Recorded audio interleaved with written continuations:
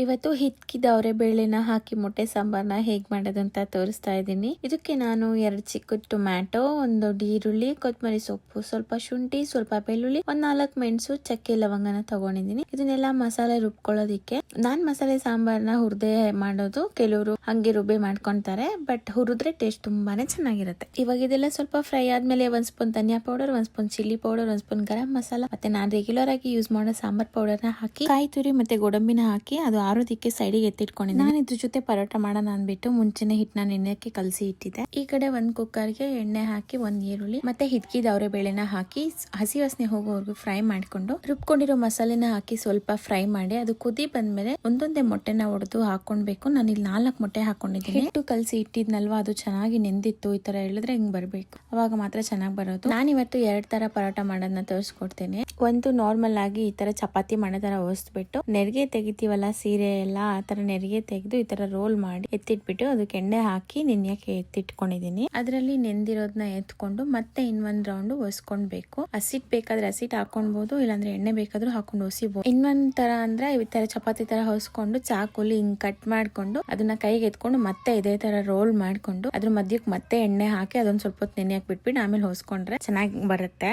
ಮೊಟ್ಟೆ ಹಾಕಿದ್ಮೇಲೆ ಅದನ್ನ ಲೋ ಫ್ಲೇಮ್ ಮಾಡಿ ಬಿಟ್ಬಿಡ್ಬೇಕು. ಮೊಟ್ಟೆ ಎಲ್ಲ ಹಾಕಿರ್ತೀವಿ ಅಲ್ಲೇ ಚೆನ್ನಾಗಿ ಬೇಯಕ್ಕೆ ಬಿಡ್ಬೇಕು. ಹಿಕ್ಕಿದ ಬೇಳೆ ಜಾಸ್ತಿ ಬೆಂದೋಗತ್ತೆ ಅಂತ ಪಾತ್ರೆಯಲ್ಲಿ ಮಾಡ್ಕೊಂತಾರೆ. ನಾನಿಲ್ಲಿ ಒಂದೇ 1 ವಿಷಲ್ ಕೂಗಿಸ್ಕೊಂಡಿರೋದಷ್ಟೇ. ಇದೇ ತರ ಚಿಕನ್ ಅಲ್ಲಿ ಕೂಡ ಮಾಡ್ಕೊಳ್ಬಹುದು. ಚಿಕನ್ ಹಾಕಿ ಅದು ಕೂಡ ಸಖತ್ತಾಗಿರುತ್ತೆ. ಇವಾಗ ನಾನ್ ಮಾಡಿರೋ ಹಿಕ್ಕಿದವ್ರೆ ಬೇಳೆ ಮೊಟ್ಟೆ ಸಾಂಬಾರ್ ಜೊತೆ ಪರೋಟ ರೆಡಿ ಆಯ್ತು. ನೀವಿನ್ನು ಟ್ರೈ ಮಾಡಿಲ್ಲ ಅಂದ್ರೆ ಟ್ರೈ ಮಾಡಿ.